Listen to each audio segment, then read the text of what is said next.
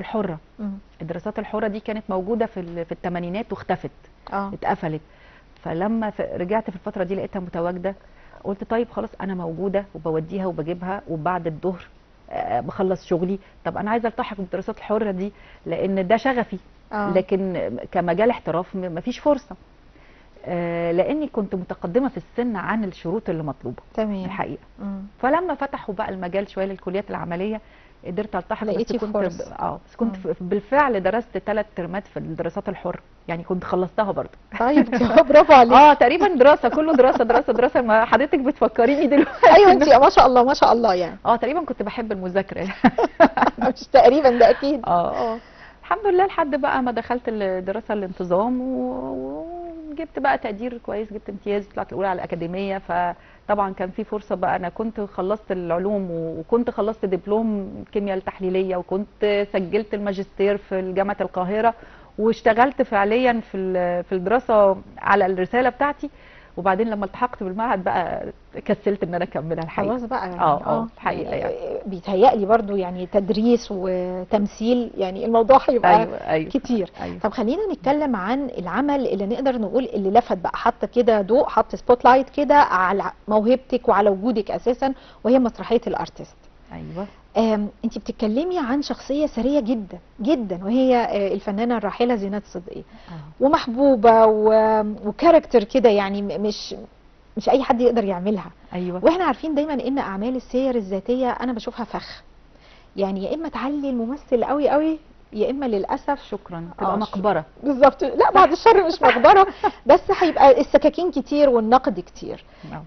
تعاملتي ازاي مع شخصيه زينات صدقي؟ واللي انا اعرفه برضو ان انتوا بتحضروا للمسرحيه، او فكره ان انتوا تقدموها او ما تقدموهاش من 2019. ايوه. لا احنا فعلا اشتغلنا بروفات من 2019 واخر 2018 كمان. هي فتره طويله. لكن هو بس في شويه ظروف اداريه كانت ممكن تخلينا ناجل او نبدا تاني من الاول. يمكن انا اشتغلت في مسرح الدوله قبلها بسنين، يعني عملت اعمال ممكن تكون ما علمتش بنفس الاثر، بس انا اشتغلت على الطليعه مسرحيه مكبت واللي بعده من اخراج محمد الخولي. اشتغلت مع الدكتور عبد الرحمن عرنوس الله يرحمه مسرحيه اسمها شباب البحر والدشمه، ما كانتش مشهوره قوي برضو. في اعمال للظروف الاداريه ما بتقعدش كتير. تقريبا تقعد قد ايه؟ يعني كل عرض مسرحي بيقعد قد ايه؟ دي حسب دورة الانتاج. ممكن يقول انا عندي سيزون واحد بس 15 يوم ومش هتفتحه تاني، ممكن يقول لا احنا مكملين 15 يوم ثم نمد 15 يوم تاني فنقعد شهر، حسب. طب والبروفات قد ايه؟ لا البروفات طبعا عشان تطلعي عرض مسرحي يعني متوسط 3 شهور. 3 شهور تعرضوا 15 يوم بس؟ 15 يوم بس حسب ظروف. طب بتتسجل؟ طبعا كان عندنا المشكله دي الاول، ان معظم المسرحيات ما كانتش بتتوثق ولا بتتسجل، لحد ما احيانا المركز القومي للمسرح كان بيقوم بالدور ده في فترات، وكان بيبقى فيه تصوير، بس طبعا هو مش تصوير احترافي بشكل كافي يعني.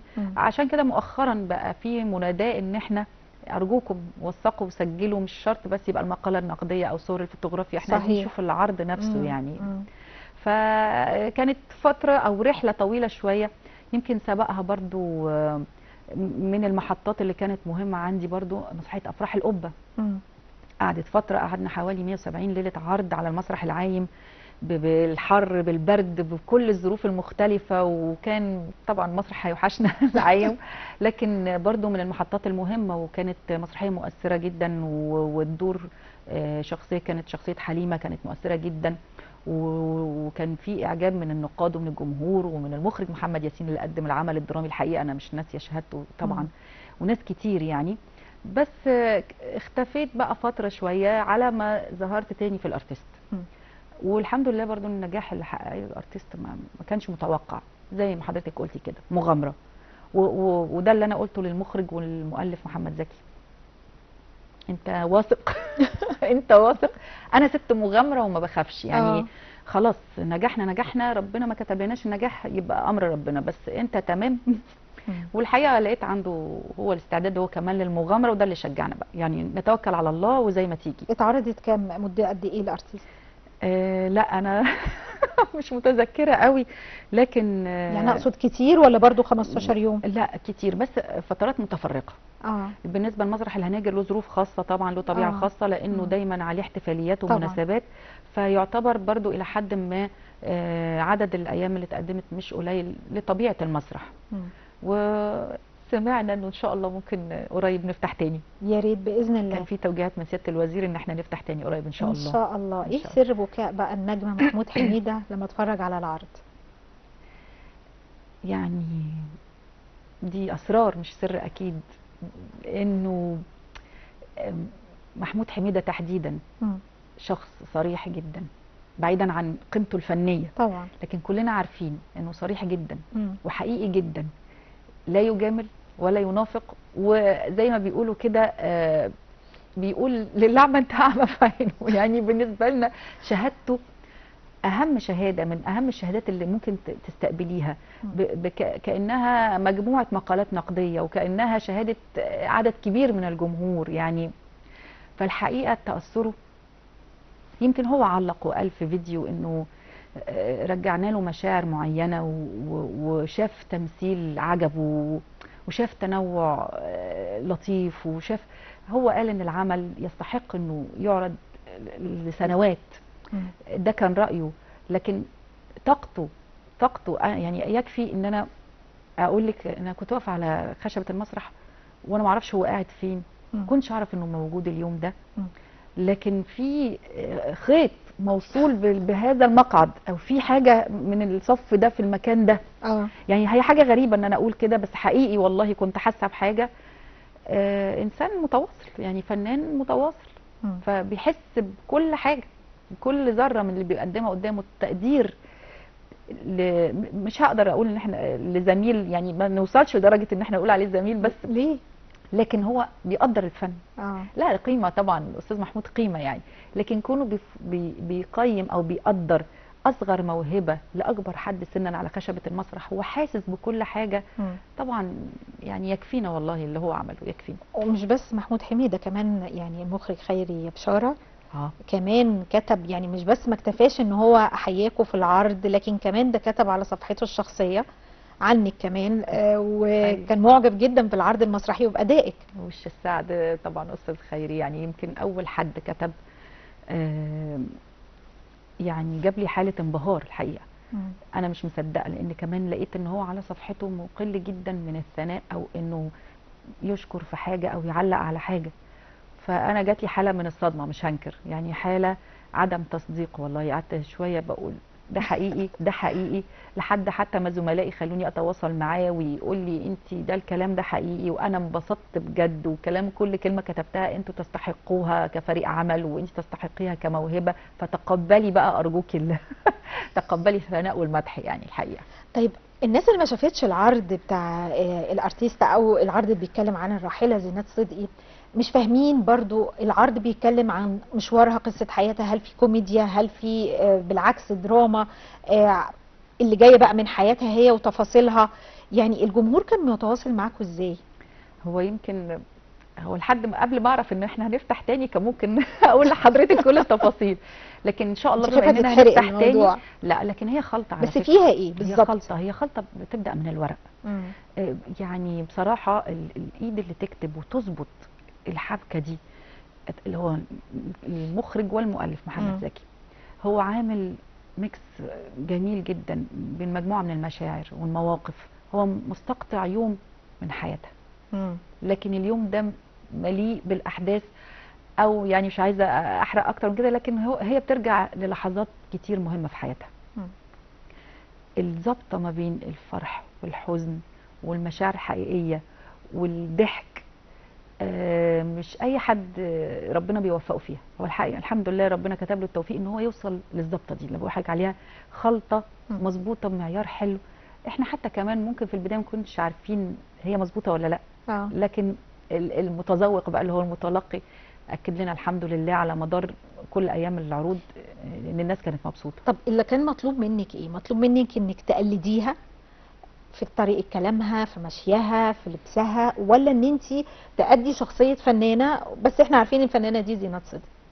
هو من البدايه مش عايز تقليد، المخرج محدد مش عايز تقليد يعني على اساس ما نبقاش مفيش محاكاه كاريكاتيريه يعني للشخصيه. فالحقيقه من اول بروفه كده وصلنا لليفل معين، قال بس انا مش عايز اكتر ولا اقل.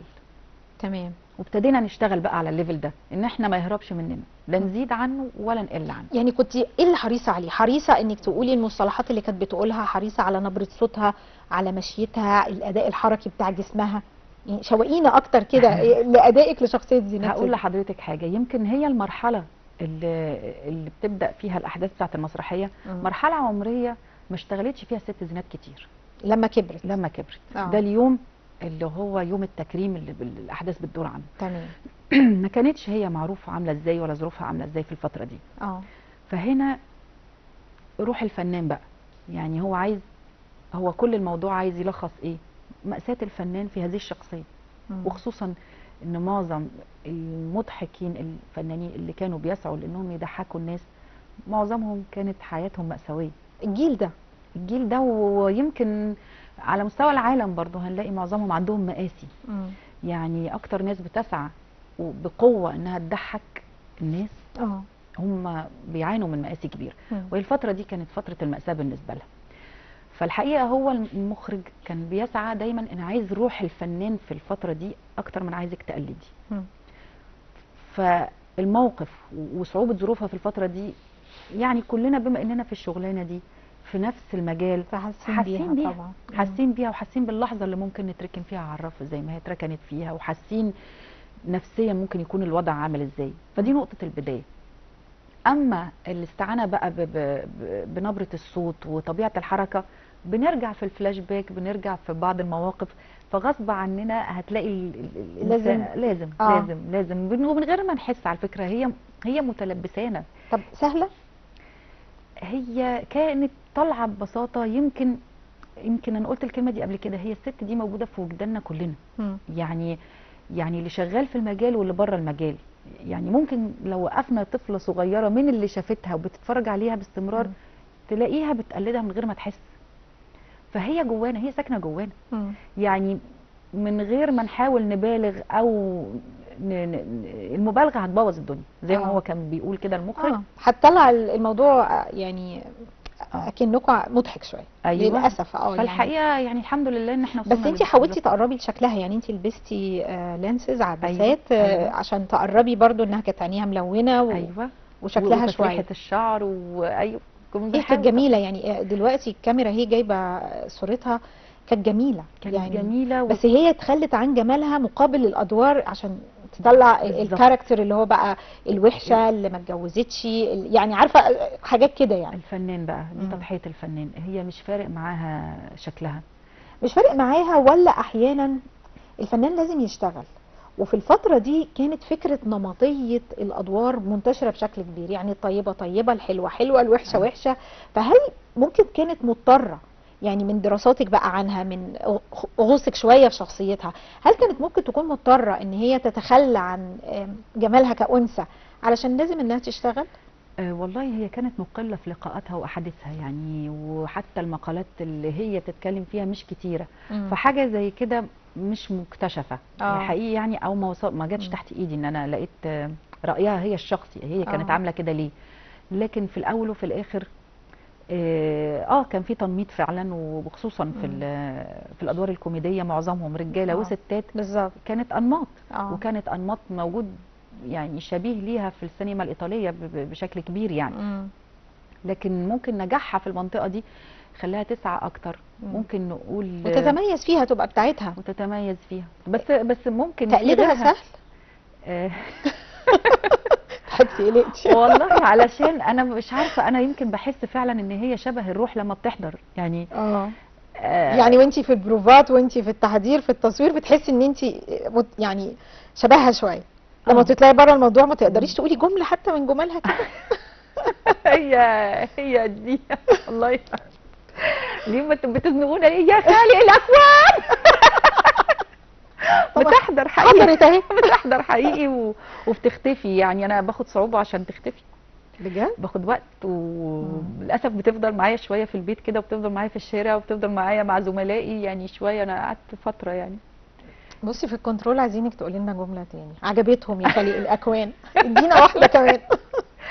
لا يمكن من الحاجات الظريفه اللي بنيناها وهي بتحكي ازاي تخيلي معاها لتصويرها في مشهد ابن حميدو. تمام. فهي بتحكي لاسرتها بتقول لهم اول ما دخلت المطبخ دخل عليا سمعه قال لي بصي هتصوري بالكبشه، قلت له بالكبشه ما هي ما كانتش موجوده، هو اللي اقترحها عليا، دخل عليا قلت له ميدو بدا ميدو، ومن ساعتها ظهر اسم ميدو. عبد الفتاح دخل قلت له يا سارق قلوب العذارى حبيبي الاسمر احبه الاخضر احمر اصفر اي الوان، المخرج ما اعترضش رحت سايقه فيها. طب والله برافو. لا والله بجد برافو عليك. يعني يعني انت في نص انترفيو مش بره المود، بس جبتي نبره كمان الطريقه اللي كانت بتتكلم بيها كده. لو اني بحاول اهرب من النبره عشان ما ترجعش تاني. لا يعني حتى بنحاول نكريت ما وراء الكواليس معاها في خيالها، ممكن تكون بتفكر ازاي. لا هي كانت مبدعه، وحتى اللي كان يحكي يقول احنا كنا نشتغل معاها المشهد تعيده كل مره بطريقه شكل. كانوا يضحكوا، كانوا يفصلوا من ان هي كل شويه بترتجل حاجه جديده. عندها ابداع مستمر. الله يرحمها. الله يرحمها. بس حتى لو هي كانت الايام الاخيره ممكن تكون ما تمش الاستعانه بيها كتير، بس تخيلي لما اجيال لغايه دلوقتي يعني ما شافتهاش وما تعرف يعني، ولسه بتعرف زينات صدقي، فبتهيألي ده لوحده تكريم انها لسه عايشه لغايه دلوقتي مع كل الاجيال اللي جت بعدها. الحمد لله. والمسرحيه كان ليها دور في هذا التكريم، يعني يمكن اعداد الجماهير الحمد لله كانت كبيره جدا. طب هل المسرحيه دي اتصورت ولا لا برضه؟ في تعليمات من سياده الوزير انها تتعرض تاني عشان تتصور ان شاء الله. هتتصور قريب تصوير احترافي كمان. وزي ما بقول لحضرتك كده المراحل العمريه مختلفه من الجمهور. بص تلاقي اطفال اللي مش عارفها بيروح يعمل سيرش عنها، واحنا بيجي لنا الناس بال 15 وال 20 مره يجي يقول لي انا النهارده اليوم ال 17، انا النهارده اليوم ال 18. شباب ممكن السن المتوسط ما عندوش خلفيه قوي عنها، يروح ويسيرش ويجيبها ويحبها. فتكريم ليها، عايزين يعرفوا مين دي. الحمد لله والله الحمد لله. طيب انتوا غيرتوا شويه في حاجات ممكن تكون في حياه زينات صدقي، يعني انتوا اتكلمتوا جبتوا بدل اختها خليتوا اخوها. ايوه. كان في برضو فكره ان كان في شخصيه مهمه في الفتره دي كانت معجبه بيها. ايوه. هل ده كله يعني ليه غيرتوا من اخ لاخت او العكس؟ والشخصيه برضو المهمه دي هل دي من وحي خيال برضو المؤلف ولا كان حقيقي فعلا حد بيحبها؟ هي الزيجه دي يعني موجوده بس مش مشهوره قوي. الزيجه الثانيه ليها تزوجت لشخصيه مهمه بس ما اعلنتش وما اكتملش الزواج. لكن فكره الاخ هي اخت، هي ربة اولاد اختها واحفادها كمان. لكن هنا في الدراما هو حب يخلي عنصر الذكوريه موجود، لان ممكن فكره الاب والام برضو في الاحداث هنا صعب نجيبهم اكتر. فكره انه رفض الاسره هيبقى اقوى عن طريق الاخ. القوة الذكورية، فكرة الأفكار الرجالة كلها في الوقت دي هتقدري تحطيها على لسان ذكر أكتر. فهو بالنسبة له دراميا الموضوع هيبقى أقوى هنا يعني. وخصوصا إن احنا قلنا عن أحداث حياتها مش أحداث حياتها بالظبط. أيوه بالظبط يعني. وتطرقتوا لقصة الحب والجوازة الثانية بشكل سريع كبير. لأن هي انتهت للأسف بسبب برضو رفضها للتخلي عن المجال الفني بتاعها. يعني هي روحها في الفن زي ما تقول ما اقدرش اسيب الفن، ما يعني تبقى عامل زي بتطلعني زي ما بتطلع السمكه من الميه. ما اقدرش، حاولت معاه رفض فما قدرتش تكمل. ساعات الواحد لما بيقدم عمل جيد جدا وياخد عنه جايزه بيبقى فيه صعوبه بقى في اختيار العمل اللي بعدها. ايوه. ما شاء الله الله اكبر، انت العمل اللي بعدها حصلتي كمان على جايزه. بحس ان انا الجوائز الكتير دي ممكن توتر. بتوتر طبعا، بتوتر لان بيبقى فيه خلاص عيون مركزه معاكي، انت مستواكي بقى بيعلى ولا بيقل ولا هتعمل ايه اكتر من كده بالظبط. وممكن يعني حاجات كتير نقد يزيد اكتر. ممكن بقى الطلاب يفضلوا بقى يركزوا لك على الصغيره والكبيره، بس الحقيقه ممكن تقبلي النقد من الطلبه عندك، يعني يقولوا لك يا دكتور مثلا يعني حاجه ما كانتش عاجباهم. طبعا انا بقبل جدا وبتمنى كمان، يمكن بفتح المجال احيانا للنقاش عشان ما يبقاش فيه هيبه ولا حاجه، بحيث انه لا ده هي عمليه مستمره. ده هي دايره، احنا بنتعلم وبنعلم يعني. احنا حتى في المحاضرات يعني ناخد وندي. ما ينفعش نفضل ندي بس كده، خلاص الدنيا بقت مفتوحه اكتر بكتير، ممكن تلاقي الطالب عنده معلومات اكتر منك، ده مش عيب. لا، اللي عنده حاجه جديده ينقلها لنا كلنا احنا وزملائه ونبتدي نبحث فيها كلنا، ده مش عيب.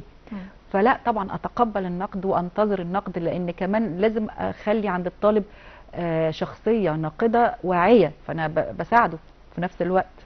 طيب انا ساعات كتيره كانوا ناس يقولوا ان الدراسه الاكاديميه ممكن انها بتقتل الموهبه الفطريه، وفي ناس تقول لك لا انا اثقلت موهبتي بالدراسه.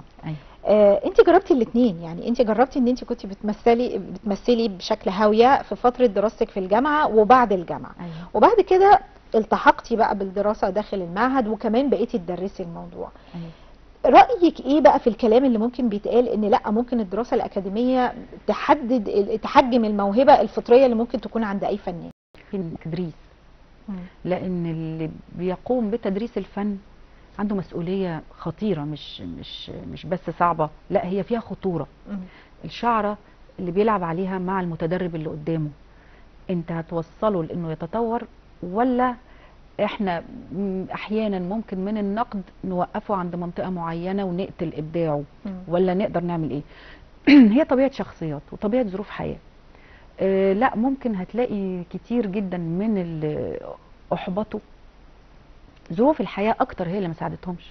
الطلب هو معرفش يجمع ما بين حاجتين، او ما شغلش دماغه ووجدانه مع بعض بحيث يعرف يطرد ايه ويستفاد من ايه.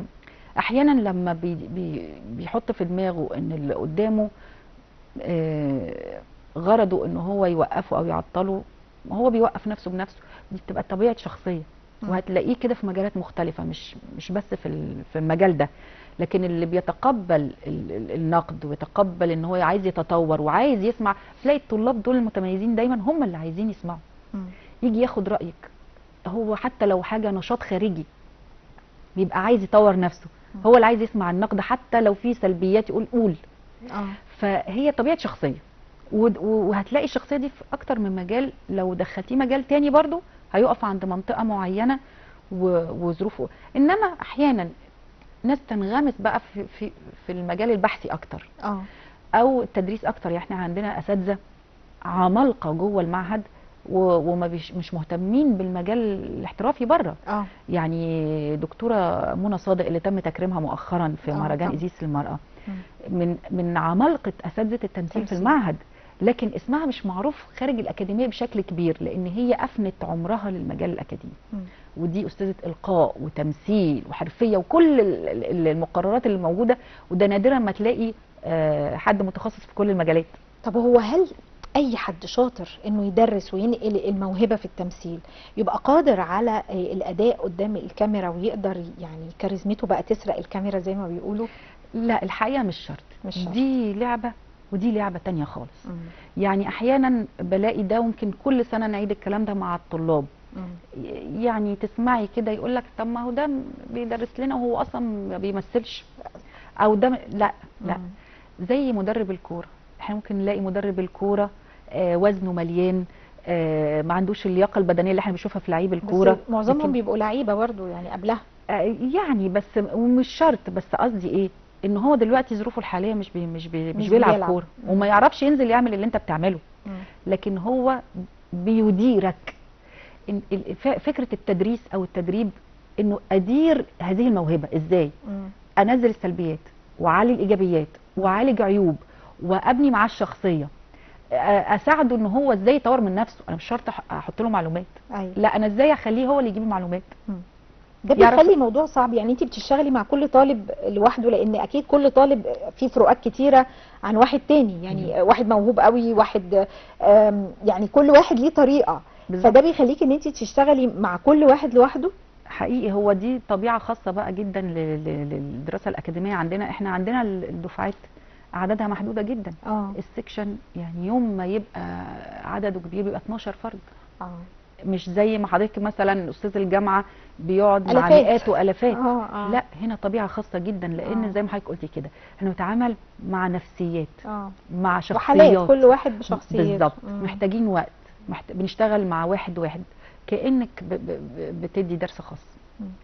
فلازم، لا لازم محدوديه العدد دي عنصر هام جدا في شغلانتنا. طيب هل فكره ان حضرتك بتدرسي وفي نفس الوقت بتشتغلي مسرح وكمان بتشتغلي مع الطلبه في مشاريعهم، ده مقلل بقى فكره ان انت تكوني مركزه مع الدراما التلفزيونيه مع السينما؟ يمكن انا مش من الشطار في التسويق في هذا المجال. يعني والله حد كلمني متواجده هظبط مواعيدي انا في الفتره كذا كذا فاضيه تمام. ما حدش كلمني انا مش بكوميونيكيت بسهوله يعني. لكن احيانا بتيجي فترات صعود وهبوط يعني على حسب فعلا الظروف زي ما حضرتك قلتي كده، اللي هو بيكلمك في السيزون انت فاضيه مفيش فتره تدريس تمام يلا بينا احنا في الاجازه يلا بينا مفيش مسرح، على حسب الظروف. انت مع الناس اللي شايفه ان لازم الفنان يكون عنده شركه تكون مسؤوله عنه زي ما بنشوف بره كده، يعني في شركه مسؤوله عن تسويق هذا الفنان سواء بقى ادوار كبيره او ادوار صغيره؟ هقول لحضرتك حاجه، يمكن انا من الناس المحظوظه اللي كان عندي اتجاهين. انا التحقت بمركز الابداع وده كيان طبعا مهم جدا في صناعه النجم. يمكن ظروفي ما ساعدتنيش اني استكمل جميع الفروع، حصل لي اصابه يعني في رجلي في فتره ما فما كملتش كل المشاريع. لكن هذا الكيان بادارته بعقليه زي عقليه استاذ خالد جلال ده صناعه نجم. يعني انت ممكن وانت دكتوره في المعهد وبتدرسي الطلبه تروحي اكنك لسه طالبه هو ما حصلش كده، انا ما عنديش مانع طبعا ما عنديش مانع، بس العكس هو اللي حصل. انا الحقيقه التحقت بالمركز الاول وما كملتيش وكملتي في اتجاه تاني. وطبعا الاكاديميه، لكن الاكاديميه يعني جهه ايا كانت حكوميه يعني ما فيهاش في اعداد كبيره في طلاب كتير في معاهد مختلفه فما فيش فكره التركيز على فرد. دي بقى مين بقى اللي بيعملها عندنا دلوقتي ومن سنين دكتور اشرف زكي. دكتور اشرف زكي عمل كيانات هامه جدا. يعني انا يمكن من كام سنه كنت عضو اللجنه العليا في المهرجان القومي للمسرح مستمر لمده 3 سنين.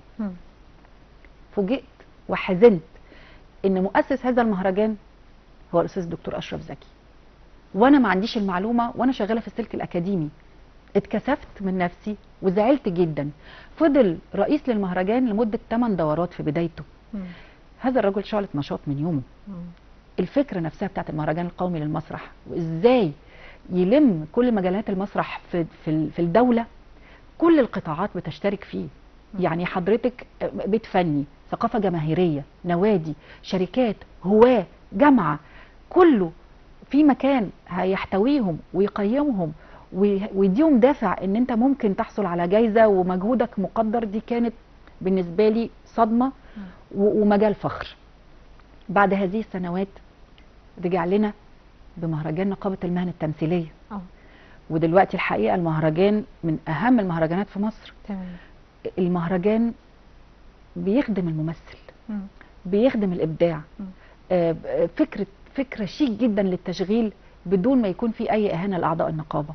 فكره لعرض المواهب اللي مختفيه بدون ما يكون عندك يعني اي مشكله في انك تتواجد، سوء معامله او مش عارف تروح فين او تيجي منين. بقدم الناس بمنتهى الشياكه. فاذا عندك كيان اهو لصناعه النجم وعندك كيان اخر لصناعه النجم ده خارج. يعني دكتور اشرف زكي من خلال الاكاديميه والجهات الحكوميه من خلال والنقابه وطبعا والمخرج الكبير خالد جلال من خلال بقى مؤسسه الهواه والفرق الحره وصناعه النجوم خارج المجال الاكاديمي. هو يعتبر اكاديميه خاصه مستقله بذاته طبعا. فكيانين زي دول يعني. ودلوقتي يعني يمكن دكتور اشرف كمان عامل مشروع كمان جديد للتوثيق وكل عضو من اعضاء النقابه هيبقى ليك بروفايل وهيبقى ليك صفحتك وهيبقى ليك اعمالك معروفه. هتسهل يعني هو ده زي ما حضرتك قلتي كده هتبقى الشركه اللي بتحرك كل فنان. عشان في ناس زي حالاتي كده مش شاطرين في التسويق دايما يعني انا ممكن والله ربنا بيوعدني بطلبه من الطلاب بيساعدوني في حاجه زي كده، هم متضايقين ان انا مش شاطره في المواضيع دي، يا دكتور تعالي نظبط لك الصفحه بتاعتك شويه، يا دكتور تعالي هنقول لحضرتك تروحي فين تيجي منين. يعني وده تواصل جميل انا بشكر ربنا عليه لحد دلوقتي، انه حقيقي ما بتكسفش انه لما اولادي يعلموني او طلاب بيساعدوني ما بتكسفش وبتعلم منهم لحد دلوقتي يعني حقيقه يعني. انت شخصيا بتحلمي بايه؟ يعني انت بتحلمي بنجوميه على خشبه المسرح اكتر، جوائز اكتر، ولا انك تروحي بقى لنجوميه التلفزيون والسينما؟ هو الممثل ممثل، هو بتبقى اقصى طموحي دور حلو ايا كان فين، دور حلو يعجب الناس ويعجب النقاد، لان صعب احيانا بتبقى مش قادره تحققي المعادله دي، ساعات ترضي الجمهور ما ترضيش النقاد ساعات. ففكره فين هذا الدور على امام الكاميرا ولا على المسرح مش هي الاساس قد ما نفسك تقدمي دور حلو، وكل ما بيطلع دور حلو بتصعبيها على نفسك اكتر.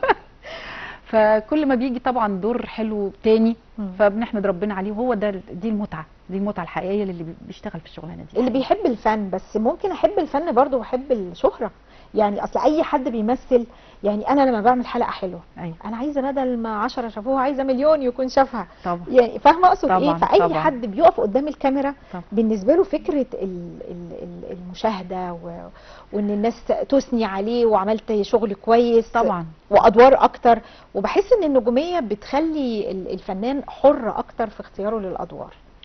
طبعا بعد كده بيبتدي يحدد وبيبتدي يتدخل شويه الى حد ما ويقول رايه، ما حدش ينكر طبعا ان ده بيحصل.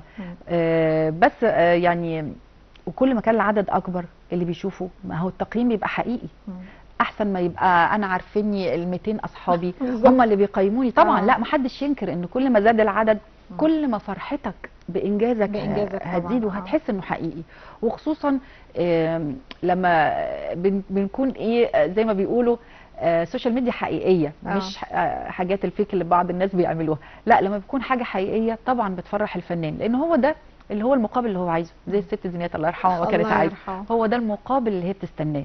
وفي اللقاء اللي احنا حتى استخدمناه في العرض هي بتقول انا اعمل اي دور، اعمل اي دور دلوقتي بس اشتغل، عشان هي ده العطاء اللي عندها. يمكن يعني الموهبه اصل ربنا مش بيديها بدون سبب. طبعا. يعني ساعات كده بنتساءل، لا انا ماشي في حته تانية، طب انا فين لا وساعات نرجع نقول ما هو اكيد في شيء ربنا مديه للافراد لاغراض معينه، ف يعني رساله رساله ويحاول نشتغل عليها. يمكن انا اتاخرت في ادراك ده، انا من الناس اللي اتاخرت في ادراك ان انا اشتغل على الجفت اللي عندي. بس هحاول وبحاول لحد دلوقتي كاني لسه ببدا.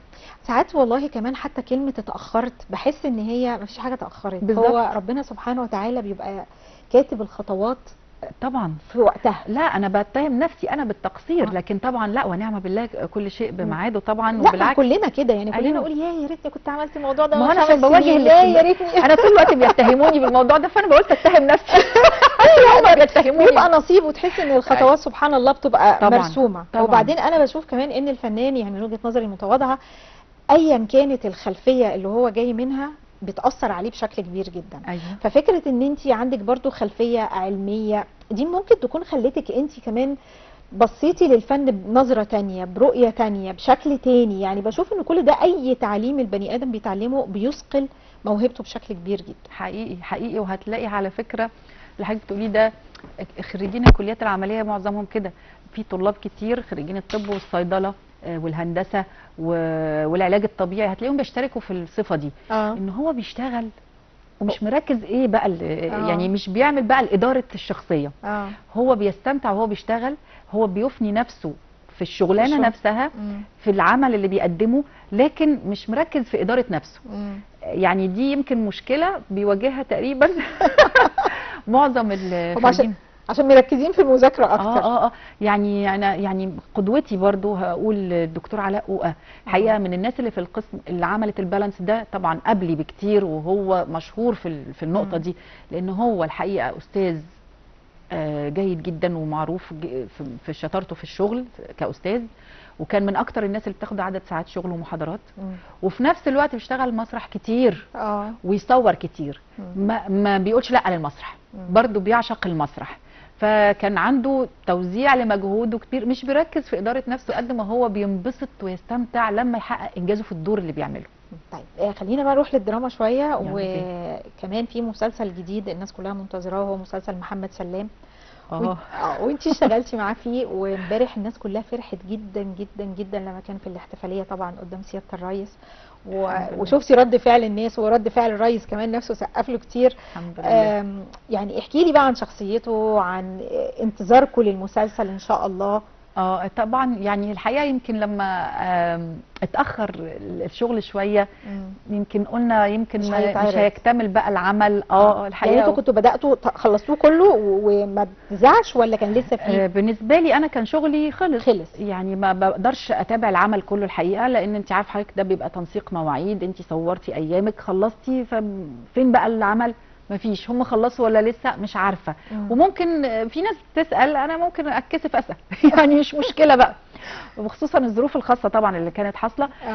لكن وقت التصوير كان عندنا سعاده كبيره جدا انه بنصور، وانه محمد سلام بيصور، وانه الحمد لله الدنيا تمام.